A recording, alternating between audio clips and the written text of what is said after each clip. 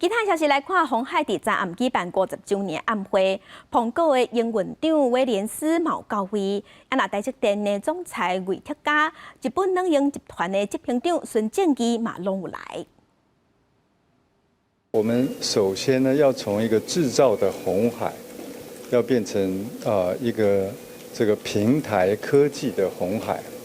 希望透过这个平台科技，我们能够这个创造更多的价值，能够做出对产业、对社会、对国家更多的贡献。这是我们未来50年要做的事情。